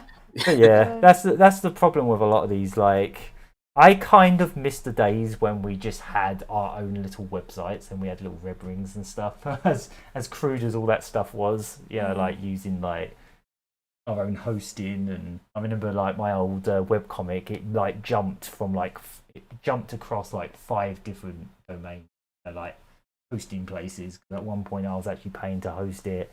Another time a friend was hosting it for me, and then another friend was hosting it for free, and it was just jumping around all over the place. But that entire website was 100% designed by me. There was no like stuff already there for me to post the stuff. I had to learn PHP. Oh, what's it? PHP, I think it's called. The webcomic layout, so it actually lets you go back to previous pages and to the beginning of chapters and stuff like that. It was different times. Completely different times. Yeah, but sometimes I miss some of that. Yeah. But these days, people aren't willing to go to multiple websites for certain things. That's true. It's like people forget that web browsers have a bookmarking feature. Yeah, exactly. So, I'm convinced that's the thing that gets me about the whole like Facebook gaming thing. Is the way I look at Facebook is 99% old people. So the way I look at it is like, who's going to be what's going to be streamed on Facebook gaming, like Candy Crush, just like old ladies playing Candy Crush while posting images of minions. And back in my day, we just had sticks. Yeah, that's what I thought. And lots of that's racist what I thought stuff. too, because Facebook does have that reputation for not just being taken over by old people, but also farming out propaganda to old people that nobody in their right mind would be so naive to believe. Yeah, I just find it interesting that like anti-vaxxer have BS, a game, for example. Yeah, I'm just surprised they even have a game. I know Facebook are trying to invest in gaming. They bought Oculus, they bought a load of game studios. They are trying to invest in gaming by just throwing money at stuff, which is what a lot of big conglomerates do. They just think that's what it felt like when Microsoft first joined the console races. They were just buying exclusives, but they're not so much not quite like that anymore because they do have their own studios and they have become part of the gaming zeitgeist. But I feel like Facebook are just trying to muscle their way in by throwing money at stuff they didn't make. I mean, Microsoft has always had a hand in the gaming world, even before the Oh Xbox. yeah, of course they have, because Like like when PC gaming, yeah. Yeah, like they had their Microsoft Game Studios for PC, which carried over exactly. to the Xbox. Yeah, and even when they launched Windows 95, one of its biggest selling points was its support for video games with like DirectX. So you didn't need DOS for all those games anymore. Yeah, I guess I'll probably retract what I was saying about Microsoft actually, because like I think it was just when I was a teenager when the Dreamcast was falling through and the Xbox was coming out. It's just like, oh, there's computer companies muscling in. Back then, I was just like, oh, it's just some computer company because I didn't really have PCs or anything, so I didn't. Yeah, I wasn't part of like the gaming community on the PC. So for me back then, it felt like they were just muscling in, kind of like how Sony technically felt like they were muscling in. Like, oh, these guys just make Walkmans, but Yeah, I guess it was different for me because I'd been a PC gamer since Windows 3.1. Yeah, actually. Wow. exactly. So I didn't get into PC until, what was it? Those 2000 ME, I think was my first one. I had the second-hand system with a 3.1. Oh, did you? Once. Oh, right. Then I had a Win 95 PC. Oh, okay. So you're much more. You had a lot more PCs than I did. My first one had House of the Dead 2 built into it, so that kind of tells you, or it had it installed on it, so that kind of tells you the era I got into PC. And it sort of propelled when my granddad got into computers as well. He started off with like Windows 98, and he was really into games like Red Faction, and there was like this old point and click one, or I don't know if it was point and click or FPS or something like that. It was called Outlaws, and it was about cowboys. Oh, I know the one you're talking about. Yeah. Oh, cool. Yeah, he was into games like that. Oh, that's cool. Yeah, that's kind of like a big hole in my childhood and my gaming knowledge in general. Like, I literally, the Switch port of Doom is literally the first time I've played that for longer than 5 minutes. That should tell you a lot. Like, I didn't even have console ports of that. I literally just, it's like, oh, I should actually try this Doom thing. Everyone's doing it? Yeah, I was about to say you a little bit quiet there. Oh, okay. Yeah, your microphone kind of wigged out for a bit there. Did it? Oh, it should be coming through on the stream. But I can reconnect. Right. Okay, it should be back now. Just in case it's playing up again. So yeah, I guess we'll move on from that one. Right. So next bit of news is about Nintendo, and they're well, I don't know if this wording's really accurate, but basically, Nintendo's been having a punt at mobile gaming for the last few years. They've really, tried to push the boat out of getting some of their big franchises on mobile phones just to see if it would work. And judging from their recent financial meetings and some of the stuff they've been talking about lately, it kind of sounds like it hasn't really been as fruitful for them as they were hoping. And if anything, they kind of feel, it kind of sounds like they might even kind of not make that many more mobile games beyond this point. Mm-hmm. Yeah, it kind of they even sort of describe, I haven't got it written right here, but like they even sort of described it as like they kind of feel like some of the approaches they've taken with some of their mobile games was kind of cheapening some of the brands, and it's like, oh, they noticed. Mario Kart. I think they really have shot themselves in the foot by in-app purchases for some of these. Like Mario Kart and Dr. Mario World, they do require quite a lot of money thrown at them to basically be playable. Well, I don't know if that's the case for Dr. Mario because you still play that daily, and I don't think you've ever spent much of anything on it. I have paid for a few gems a few times, but it's not a lot though, is it? Not an awful lot. No, you just go back to it. It's got one of those timer things, doesn't it? It's so many lives. You have to come back to it a few hours later, but that's easy. You just come back to it a few hours later. The gems, sometimes you can get those like occasionally as like either prizes or gifts for playing. Yeah, I just thought this was really kind of surprising to hear actually, because I was under the impression that Nintendo's mobile games have been super successful. I mean, I'm not even counting Pokemon Go in the mix because that's technically a Pokemon company doing that. That's not really Nintendo. No.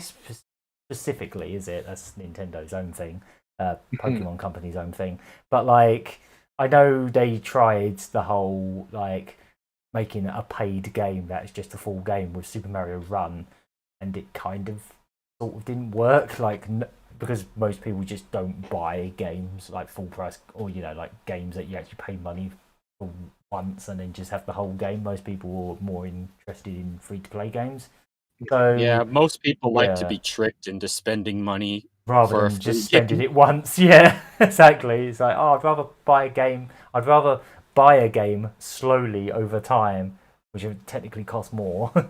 But yeah, I just thought this was really interesting to hear Nintendo say, because it surprised. I don't know. I'm just surprised that like this is, they're thinking what I'm thinking, really, like, in a lot of ways, but also it's a bit of a double-edged sword because I feel like it has benefited them in quite a few ways. I feel like some of the games on the Switch that have been absolute smash hits, like this year's Animal Crossing, might have not have been as big of smash hits if they didn't already do that mobile phone game and get people's awareness of that franchise back on the ground. And then, like, they get people addicted to the mobile games, and then they go, oh, here's a this is just like a cut down, free to play sort of like basic version of what you're used to on consoles. But here comes the new console version, and it's like it just worked. Like, I feel like for certain games, it definitely helped. I know it's not Nintendo specifically, but it definitely helped for Pokemon. Like, I don't think the Pokemon games that came out recently would have been as massive as they were if it wasn't for Go. Let's be honest. Yeah. That's one of the main reasons that Nintendo went into mobile games in the first place. Yeah. Because coming off of the Wii U, they wanted to use that as an opportunity to get their games back in the cultural zeitgeist as they prepared to launch the Switch. Yeah. And as they prepared to launch games in those series on the Switch. Because a lot of people seem to be forgetting about Nintendo during the Wii U years. And even to this day, there's people who might be aware of the Switch, but they never heard of the Wii U. Yeah. Yeah, that's true. I feel like around the time that the Switch was coming out as well, I feel like Nintendo's gone through like this transition period where they're really trying to find new avenues, or like avenues they used to use but then sort of gave up on. They're trying to find new avenues to basically make their characters more like in the world, like, for example, what we're going to get to a bit later, the Universal Studios thing. Like, never would have imagined Nintendo would actually agree to something like that. But in recent years, they're like, yeah, let's do a Mario theme park thing. Let's do another Mario movie. Let's try that again, but let's get someone different to do it this time. I feel like they're trying to put their finger. Yeah, they've been putting their feelers out on all kinds of different approaches, and yeah, the mobile phone one, it's been a very successful thing for most companies. I'd say probably one of the biggest money spinners Sega wise has actually been Sonic Dash. That is like, that game's been going for like almost 10 years now, and it's still one of the most downloaded games on phone as far as I know. They're constantly adding content to it. It's really benefited Sega in a lot of ways. It's benefited, some of these companies have pretty much put all their eggs into mobile gaming, but some of them have just like dipped their toes in it, and it seems like Nintendo have dipped their toes in. They got a little bit of benefit out of it, but it's actually a lot of the things they're saying, they're not like being like, oh, it hasn't made us enough money. They're being more like, maybe we shouldn't have done some of these like some of these tactics, some of the stuff that all the same stuff that everyone else does, basically, just milking money out of people. They've done a bit of that themselves, and now they're kind of regretting it, which is a really surprising thing to hear. But it's also really Nintendo to hear, if that makes sense. It is, yeah.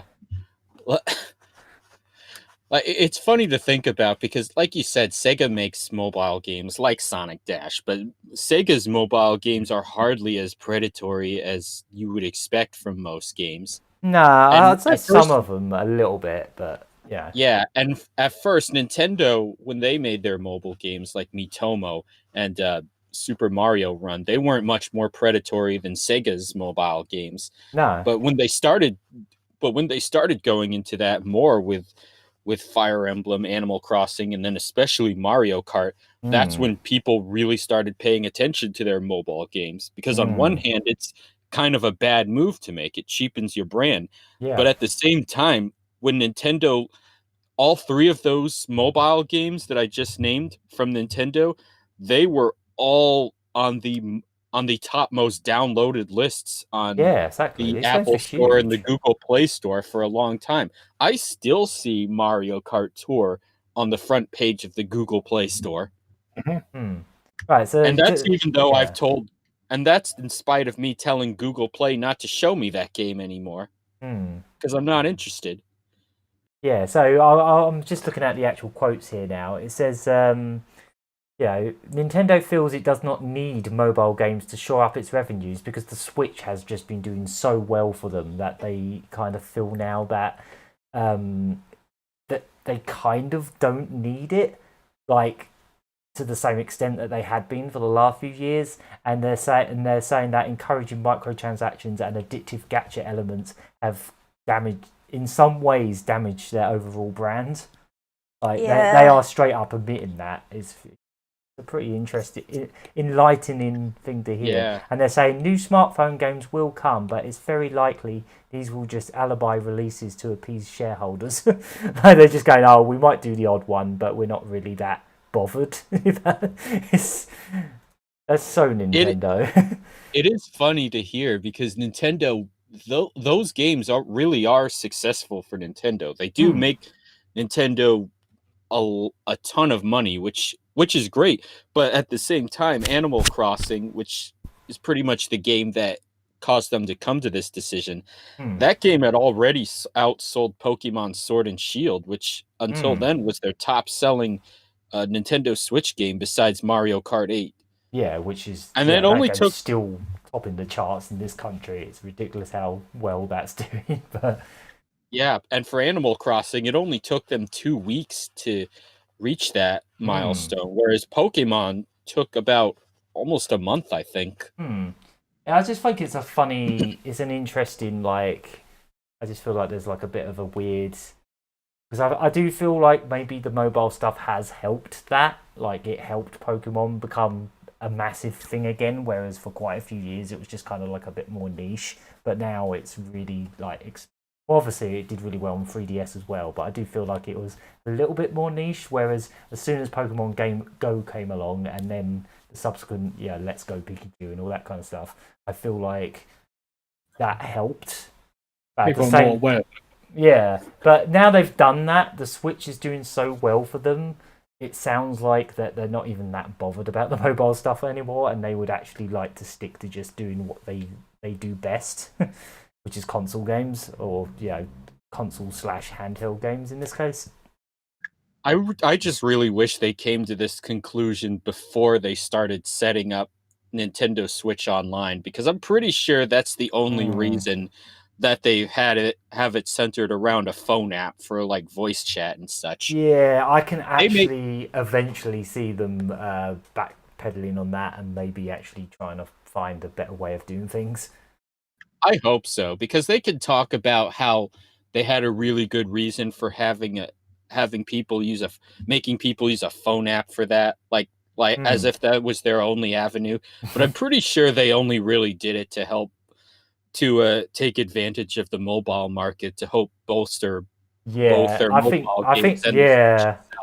Yeah, I think they were trying to use the mobile stuff to benefit the Switch stuff, and then stuff like that to benefit the mobile stuff. It was like some kind of like they wanted to make sure because they the both Switch helped each other.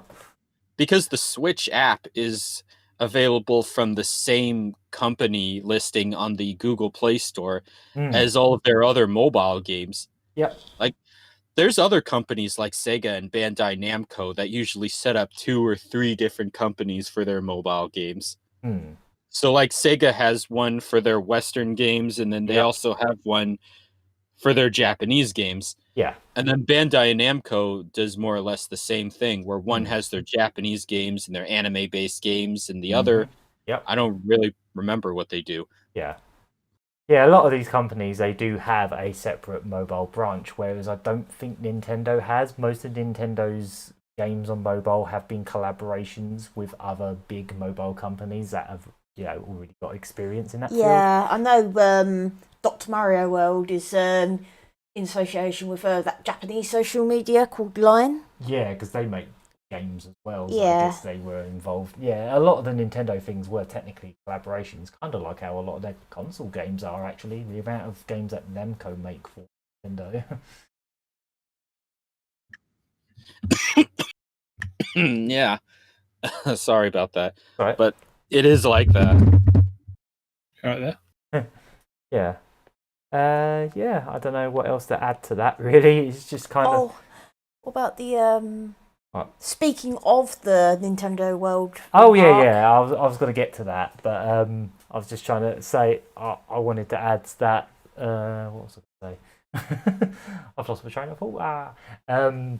Yeah, it feels like a very Nintendo thing to do for them to not want to do what everyone else is doing. I mean, they tried doing what everyone else is doing, and it did sort of work, but it's not really... it their own way. Yeah, they sort of did it their own way. They sort of copied what everyone else is doing by having gacha systems and all that kind of stuff. But at the same time, yeah, it sounds like they're not really that bothered by it, where most other companies are like, oh, we're making so much money. Let's just do mobile stuff. And then, yeah, let's just copy what everyone else is doing. But Nintendo, they've never been about copying what everyone else is doing. Right down to their consoles, they always tried to do something different. They haven't been about being the most powerful console since the Wii. They tried with the GameCube. They were like, oh yeah, we're going to make a nice powerful console, that can stand up toe to toe with the other two. But nowadays they're just like, well, we do our own thing. We're not concerned what the 4K consoles and all that are doing. We're not really concerned about the graphics race or basically doing the same kind of games everyone else is doing. We do our own thing. And even right down to this mobile stuff now, they're like, it was all right, but we're not really that bothered. I think we'll stick to what we're good at, which is making console games, because they seem to sell really bloody well. I mean, we're selling a 3-year-old port of a game that is also quite old, and it's still topping the charts. So I think we're good. Yeah. It's also a bit funny to think about Nintendo as like the one company that has a bit of a conscience.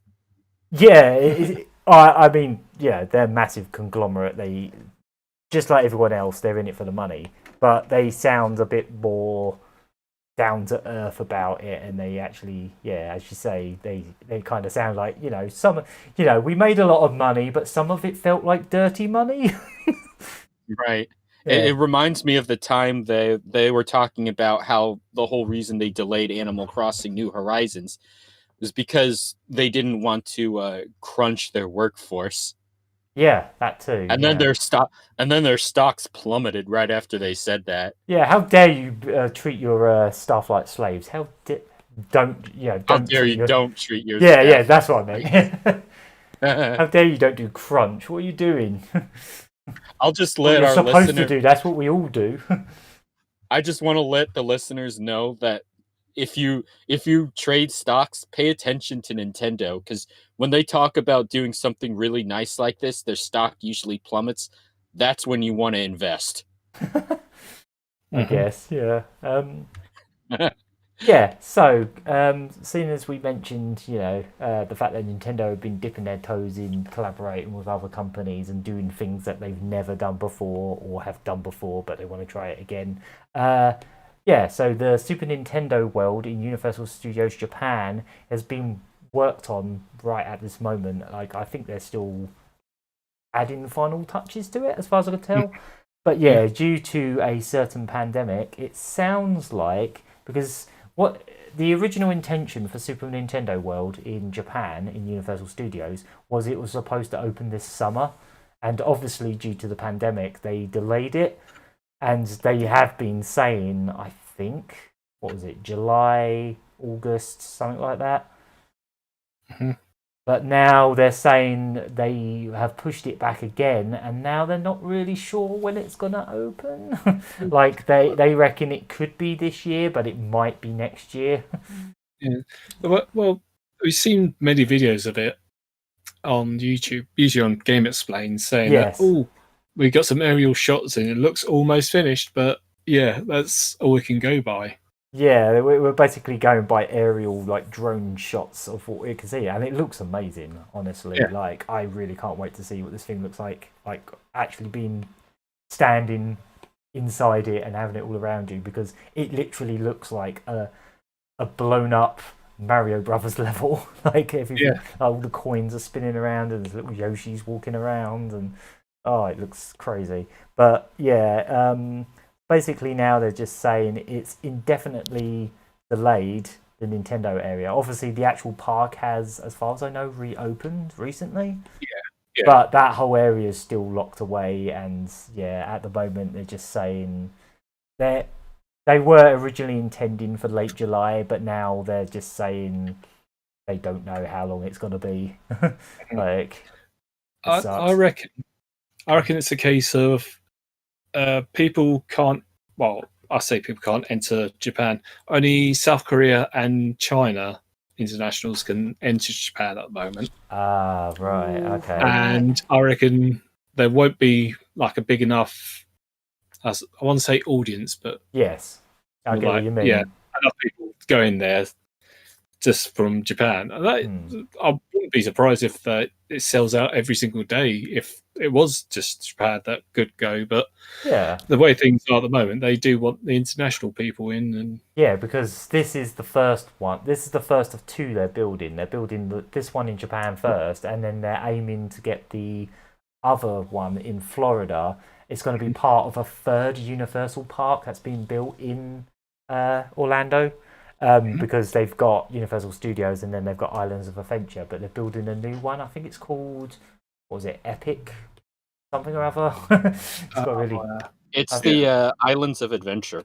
That's the second one, but they're building a third one, and it's called like Epic Worlds or something like that. And it's going to have that one I wasn't aware of. Yeah, this is where the Nintendo World in Florida is going to be. It's going to be in their third park. Basically, it's going to have like a How to Train Your Dragon area. It's going to have another Harry Potter section. I can't remember what the other areas were. I don't think they've all been confirmed. But basically, that's been planned for 2022. But whether it will actually be in 22 at this point, I guess we'll have to see.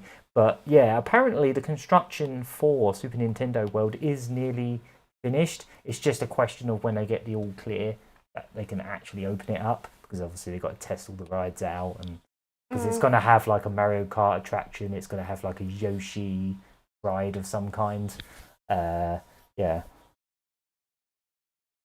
It's basically taking all like the big franchises, like obviously Super Mario 3D World, or like you can see Bowser's Castle. You got Mario Kart in there.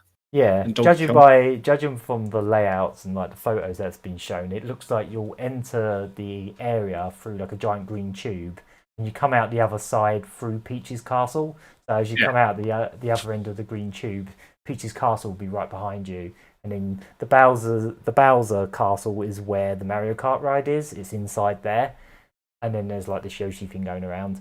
But I think the Orlando one's going to be slightly bigger as well. It's going to also have like a Donkey Kong Country inspired area as well, including a Donkey Kong ride of some sort. Yeah. So yeah, at the moment air travel is really limited in Japan, and it's pretty much just reserved for essential trips. Yeah. So yeah, it's going to be interesting to see how this this whole bloody pandemic has just put a spanner in the works of everything this year. Although only just last week, I think, Japan's basically going from prefecture to prefecture travel has been lifted, so people can travel around now. Yeah, they can travel around within the country. Yeah. Yeah, but no one can actually enter. Yeah, unless it's like an essential thing. Yeah. Yeah, it's kind of curious. Like, I'm curious how this is going to go ahead, like when this is going to end up opening, because I don't know if we should really mention this on the stream or not, but we actually have we have plans, or we literally have flights booked for October this year. Like, we booked it this time. Well, we booked it like last December, didn't we? Yeah, or November. When the world was normal. Obviously, before we knew this was all going to bloody kick off, well, no one saw this coming. I mean, it started off in China and all that, but we wasn't really. No one knew it was going to spread around the entire world like this and just delay and mess up everything. So yeah, it's kind of put a bit of a weird spanner in the works, because we were planning to go there with enough time for it to maybe calm down a little bit. It was like, it's going to open in the summer. So if we go in like October, hopefully it's been around a few months, so it won't be busy. So there's still a small chance it might open by the time we go, if we're still going, because at the moment we don't know. Yeah, we don't know if we're allowed or not. But... Yeah, exactly. We're probably, whether or not our flights are going to get cancelled at the last minute or within the next month or the next 2 months, we have no idea what's going on. It really sucks. But yeah. Yeah, the whole time, the whole reason why we're going like October, because it's not that hot at this time of year. Basically, it's a little bit warmer than what we're used to here in the UK. Mm-hmm. And yeah, it's after the Olympics, so everyone who's been over for the Olympics and it was supposed to be after Olympics. Yeah, so that's next year now too. Yeah, that's what. Yeah. So yeah, fingers are crossed, but yeah, we will get there one day. Yeah. I still think, like, if it does come to it and we end up having our flights cancelled and that this year, I would still like to go next year if possible. If everything goes back to bloody normal next year, that'd be nice. Like, I'm just a bit worried that like we'll end up going and then maybe it'll either not be open or it'll open around the time we go and it'll be insanely busy. There'll be one or the other. I do hope you get your chance. Because I know it's going to be a very long time before it opens in Florida. Yeah, it's going to be a few years yet. Yeah, Florida is easily one of the worst states right now when it comes to the pandemic. Yeah, I have been seeing that stuff, and yeah, I think Florida has more cases than the UK at the moment. Yeah, something like that. I believe it. Yeah, they're doing pitifully there. Like, so some things are going to have to change. The minute they started reopening over there, it's been like over tens of thousands new cases. Yeah. Yeah, so it might be some time before Florida gets it. I like back when I was living with my parents and that, it was like my favourite destination for my parents and our family to go to. I've been to Florida about 5 times in my life, and I would like to go there again at some point, but yeah, I'm going to wait till this new stuff's built and back to normal, so it'll be a few years yet. But it would be nice to go back there sometime if things go back to normal. Yeah, that's where we collapse. That's where we used to vacation too. We didn't do it often, but usually we went there. Yeah, I think we went. I'm trying to remember what years I went. I went in '92 when I was little. That's the first time we went. Went in '98, 2000, 2004, and what was it? 2013. 2014, and that was the first. That's the first time I ever had a holiday abroad that year. Yeah, with us. Yeah. So yeah, that was the last time I went in 2013. So a lot has already changed in the parks since then, but there's going to be even more in the next few years, hopefully. Hopefully, it'll definitely come there sometime soon. My guess is they won't start with the Nintendo thing in Universal until maybe late next year. Yeah, unless they were already planning on that. Yeah, I don't really know what the construction for that new park is like now. I just wanted to have a look at the name of it because I can't remember what it was. Universal Studios. It had a really sort of cringy name. It was like Epic something. Universal Studios third park. I'll have to look this up later because I'd never heard of it before. It is Epic Universe. That's what it's called. Yeah. Epic Universe. That makes sense. Yeah. So it's I think I seem to remember. Yeah, so it's going to have a Harry Potter area because of course it has. They all have. It's going to have a How to Train Your Dragon section, I think. I don't know what the other areas were off the top of my head, but yeah, it's all IPs again. But at least it's going to have a Nintendo bit. And it's going to be bigger than the one in Japan because obviously Japan's they've only got so much space because that park is literally within the city of Osaka, isn't it? You've actually got like all buildings around it. Yeah. But they've only got so much space to work with. Yeah, be interested to see like a comparison between the two areas. I know it's going to be a few years off yet, but. The only thing I know is, they're getting like an extra Donkey Kong corner, or like a little smaller area. It's a smaller area than the Mario Park, but it's like a Donkey Kong Country section with its own attraction, from what I've seen from concept art. Mm-hmm. Yeah. I'd especially love to see the Donkey Kong area because I don't want everything to just be Mario from top to bottom. Yeah, I'd like to see them. Strange, I've never even. It's strange they haven't even started on a Zelda section of the park. You know what? I was thinking there's a particular attraction in Islands of Adventure that is the only attraction in that park that isn't IP based, and it's kind of showing its age a little bit. And I feel like comic strip one. No. That's Marvel, is it? Or no, that's like Dudley Do. No. That's Dudley Do Right and all that kind of stuff. That's the newspaper. I'm thinking of. Do you know? I mean, I guess it's still. Do you know It is, yeah. Do you know that Poseidon yeah. attraction? You know the one that you walk through, and it's kind of like a show, and it's got like all the like water effects. It's got that big water tunnel thing you go through. I actually really like that attraction. Like a lot of people it's really dated, and it does have some really dated kind of like FMV caliber 3D CGI at the end of it, but I feel like that attraction they could reskin that into a really cool Zelda attraction. I don't know why, but there's something about the whole going through this chasm and exploring, and there's all these little little puzzles that happen in the walkthrough. I feel like that could make a nice. You could take that attraction and turn it into a Legend of Zelda thing quite easily. Mm-hmm. I don't know why. I just feel like if they had to redo that ride, because it is showing its age a little bit in some of the video-based stuff, it's looking a bit old. If they had to update that ride, I think a Zelda attraction kind of cool.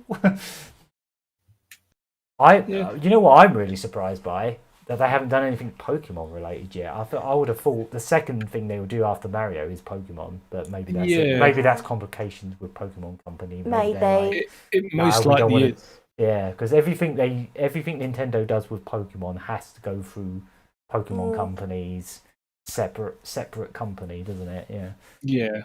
Nintendo doesn't outright own Pokemon. They own a share in it, I suppose. Yeah, and there was a Pokemon pop-up carnival in Japan some time back. Yeah, there was a good video on one of those theme park channels I followed that was about that temporary Pokemon theme park. It looked quite cute. Pickleman saying in the chat, are they going to have people in costumes in the Mario section? As far as I know, I don't think they've said anything, actually. I don't think they've actually said anything. One thing that they are saying about the Mario area is it's going to have a lot of interactivity with it. They'll actually have some kind of, I think it's an app, a wristband. Oh, a wristband, that's it. Yeah. And it will actually like count coins that you digitally collect by like hitting blocks. When they first showed some of the stuff that they're building for the Osaka Park, to the public, they actually had a big question mark block that you can actually jump and hit, and like the little wristband thing will go bloing bloing, and it'll have like little coins on it. Yeah, I remember hearing something like this too, but I forgot the details. Yeah, I think there was something at Times Square. Maybe that's what it was. Yeah, basically there's like a little competition thing where there's like a group of people trying to punch a block, question mark block, testing out that wristband, as it were. And yeah, like the person that got the most coins got a trip over to Osaka for the opening, but obviously that's a bit delayed now. Yeah, to an undisclosed date. Yeah.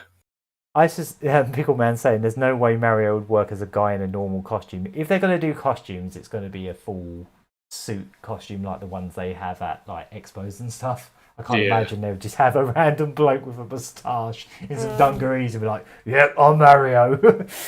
Well, that's the thing. You don't see Mickey Mouse outside of Disneyland, so very rarely. Not so often. You might not in the suit that he usually turns up in. We did have photos done with Mickey dressed up as other sort of things, like I think it was Animal Kingdom. Oh yeah, they have different ones. Yeah. You know what I have since we've been there? They have Mickey costumes where it's actually got an animatronic mouth that actually moves, and the character actually talks to you and blinks. And I'm just like, it looks cool, but it also looks scary as hell. I wonder if they'll do something like that with Mario. Just have some guy walking around, and everyone just has Charles Martinet's. All of the Mario people that come through just have "It's me." I was about to say Charles Fishy. Charles Martinet's got his work cut out for him. I was watching a video about Mario's fundamentals just yesterday. See my head. Yeah. Go fish. Yeah. All right. I guess that's the news. Yeah, I guess that's that. Yeah, that's what we had anyway. Yeah. I don't really have a main topic this week. No, well, we've just come off the back of our E3, as it were. Oh, yes. There's still more coming up in like the next month. I think Microsoft have another Xbox reveal in July. Ubisoft have got their show in July. I think there's some other stuff, but I can't remember off the top of my head. But there is a few more things coming up in July. So I know they're spreading it out over the summer. I know there's the Ubisoft Forward coming. Yeah, I think that's on like something like that. It's sometime in a couple of weeks' time. So we'll probably, if we can, do some sort of hypes on that. I suppose we could probably wrap this podcast up by just saying, like, we're getting to the point in this country where they're basically getting people to go back to work now. So we're expecting to be going back to work within the next week. So I'm just putting out a little warning that the podcast might not be consistently on Mondays from this point on. I want to put that out there. Like, obviously, because of this whole lockdown thing and being indoors for months on end, we've been able to have consistent schedules, like having Splunky on Thursdays, having the podcast on Mondays, all that kind of good stuff. But because we're both on 0-hour contracts, there's a good chance that I might have to do. I still want to keep these podcasts weekly, but I just can't guarantee that they're always going to be on Mondays. They might end up being on any other day. It depends what I end up doing. We will get to 100. Oh, yes, we're totally going to get to 100. We're definitely going to get to 777. I'm going to make sure that that's going to happen. Even if we have to make each podcast like 2 minutes long just to get to that point, we'll just cut them into 2-minute segments. Then we'll get to 777 eventually. Yeah, right. So that was the 77th Lucky Hit podcast. I've been the Gagaman. I've been Cherry Terrier. I've been Hunk Thunder. And I'm Elk. And just quickly, I want to say that today is the 20th anniversary of Jet Set Radio. Hey, yeah. It came Jet out Set Radio. Jet Set Radio.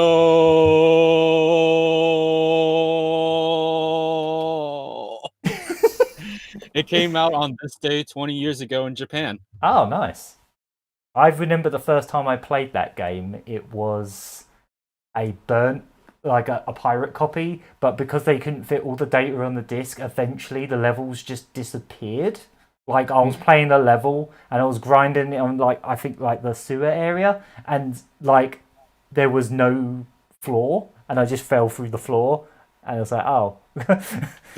I was like, okay, I think I'm going to have to wait till the English version comes out.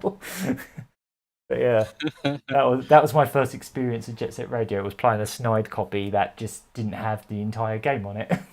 It just sort of it cut off halfway through a level.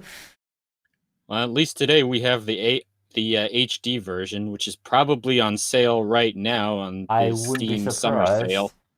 Yeah, I wouldn't be surprised. Can we have a Switch version? I know it's on Vita as well, which is cool. There's a really cool Vita version of it. Oh yeah, that's still available. Yeah. Yeah. That's that is yeah. All right. That's been the Lucky It podcast. I hope you don't mind that we're kind of just ending this one a bit quicker than usual. I just don't have a main topic. Yeah, we got a lot going on. Yeah, I guess so. And we only had so much. So yeah, we'll be back next week. I can't guarantee Monday, but it might be Monday. It depends what's going on. We'll let you know. We'll let you know what's going on with the podcast. Just so you know, it's not going to be, it's not going to be consistently on Mondays. But we're going to definitely, even though I'm going to be working again, it doesn't mean we're going to completely stop doing content on the channel. We're going to continue to at least do a couple streams a week because I've been really enjoying it, and it's actually been keeping my it's been giving me a schedule, and it's helping me keep track of what day it is, Yeah. Like being like, oh, this is on Monday, right. This is on Thursday. It's helping me actually make sense of time. And it's given me something to look forward to. Yeah. Each week. This is actually the very first podcast that I've ever been a part of. Oh, that's cool. Yeah, we've been doing this podcast, well, very on and off since, 2013? Yeah. I've been involved in other podcasts in the past, mainly the Dreamcast Dream Pod at Dreamcast Junkyard, and I've also appeared in some other random Sega-related ones. I think I was on the Sega Shiro podcast once, and other things. Right. Yep. We will see you sometime next week. Might be Monday. If it's not Monday, we'll let you know. Either way, we'll see you next week. Yep. Bye. Yep. Have a nice week, everyone. Stay safe. Yep, stay safe. Put your masks on when you go out.